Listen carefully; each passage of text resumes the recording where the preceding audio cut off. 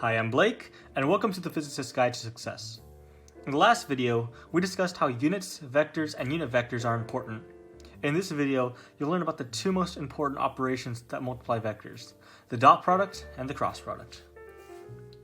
Oftentimes in physics and engineering, you'll see people use parentheses instead of the normal cross and dot symbol for multiplying. These parentheses represent pure multiplication. They multiply the units and values like you normally would. However, physicists and engineers like to denote two special operations involving vectors, the dot and cross products. So the cross product is that and the dot product is that, as you'd expect. If you've taken Calculus 3 before, which is vector calculus, you've probably seen this before. You may have also seen this in pre-calculus. Being comfortable with these operations are very important for topics you'll learn later in the semester, like mid to late. The dot product takes two vectors and finds a scalar value and how parallel the vectors are. For instance, taking the dot product of two perpendicular vectors, such as these, will always yield in 0. This is because the operation of the dot product is symbolized by the following equation. A vector dotted with the b vector is equal to the magnitude of A times the magnitude of B times cosine theta.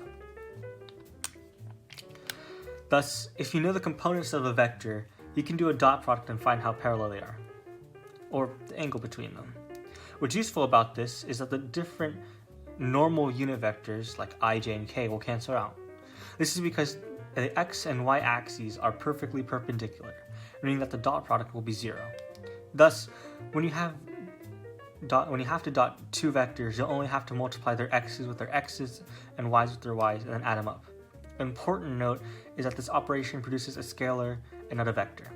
This is very useful when it comes to work, or energy, as work can only be done in a direction an object is being moved. For instance, if you have something like this is like an object moving and you have a force, but it's actually moving up this way, the work would be 0 because these are two perpendicular vectors. Thus the dot product will be very, very useful there. Let's do an example, shall we? So let's pretend we have two vectors here. A is equal to 3i plus 4j, and B is going to be equal to 5i plus 12j. Okay, so let's find the angle between them.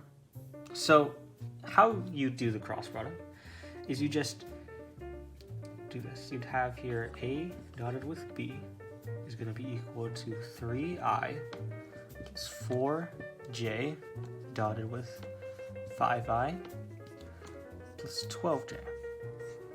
So essentially you're going to distribute this as you normally would in a regular multiplication operation. So let's just do that right now. We have here 15 I dotted with I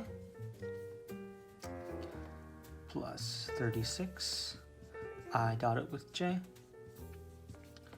plus 20 j dotted with I plus 48, which is going to be j dotted with j.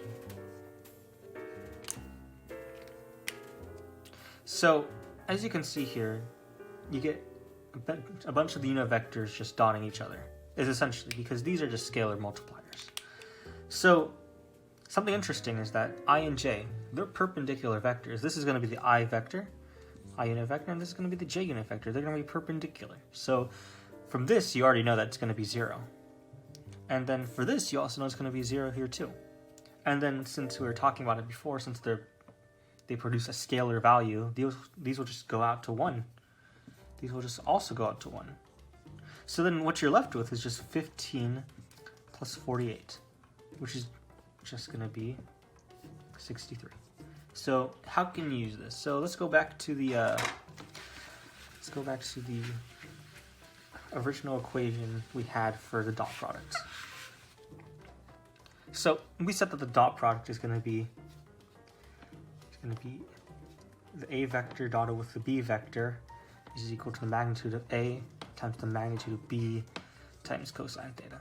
So if we were to just isolate theta, it's going to be the arc cosine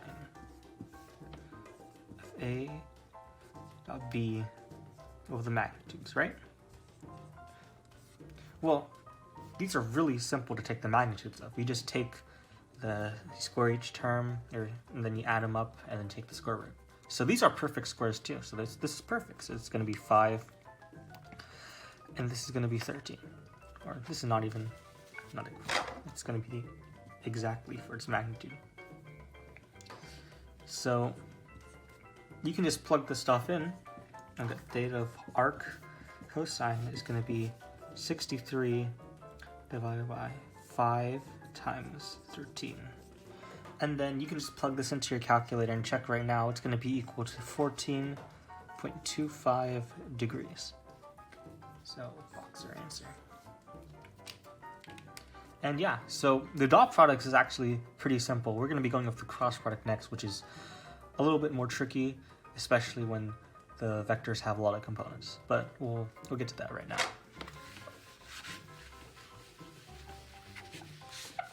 The cross product takes two vectors and produces a third vector that is perpendicular to both. For instance, let's pretend you have the x and y axes right here. If you were to cross them together, you get a third vector pointing out of the page or into the page.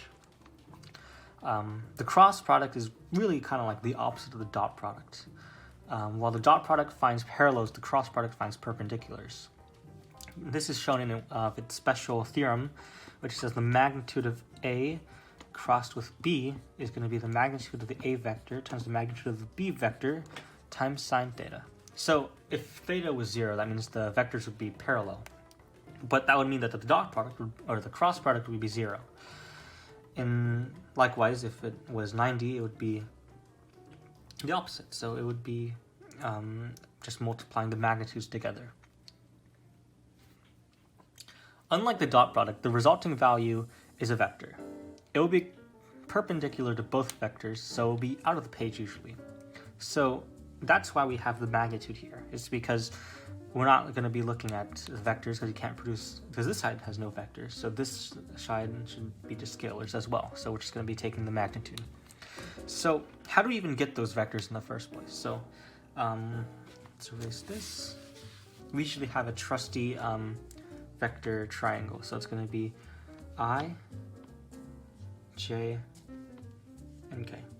So moving in the direction of the triangle, so if you have like I cross J, then it would produce K. However, if you go in the opposite direction of the triangle, J crossed I, then you get a negative K. It's going to be negative, essentially. What this shows is that the cross product is actually non-commutative. For the dot product, I dotted with I is going to be the same, or I dotted with J is going to be the same thing as J dotted with I. It's just going to be 0. But here it actually matters. So you always have to pay specific attention to the equations you're using and making sure you don't screw them over. Yeah. So let's do another calculation. So let's do an example, shall we? So let's use the same vectors as last time. A is equal to 3i plus 4j, and b is going to be equal to 5i plus 12j. So we're going to do the same thing as last time, cross them, and then use the special theorem to find the angle. So it should be the same answer as last time. So A crossed B. So we have to make sure to keep the A unit vectors first, and then the B unit vector second. So it's going to be 15i cross I plus 36i cross J plus 20j crossed I plus 48j cross J. Okay, so as the unit vectors I here and J, they're going to be parallel. So these will just go to 0, which means their entire term will go to 0. If we pull out our trusty vector triangle, so it's going to be I plus J goes to K, you can see that I cross J is going to just get you K. So this is just This is just k. But this, however, is going to be negative k. So you end up just getting 36k minus 20k. So that's just going to get you 16k. So that's just the vector component. But the thing is, though, what we want is the magnitude. But this is really simple in magnitude. You just square it and then take the square root, which is just the same number. So it's just 16. So let's plug it into the special theorem. So we have here that, A crossed B is going to be magnitude of A is magnitude of B sine theta. So then theta is going to be the arc sine of 16 5 times 13. So then if you plug this into your calculator, you'll get 14.25, which is the same answer we got last time. So these operations do work. You're mostly going to find the cross product in calculating torque, which is just rotational movement.